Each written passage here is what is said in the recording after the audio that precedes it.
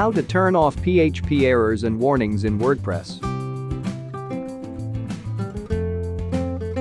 Go inside your WordPress file folders.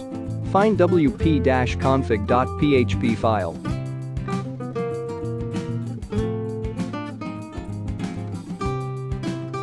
Follow the on-screen coding.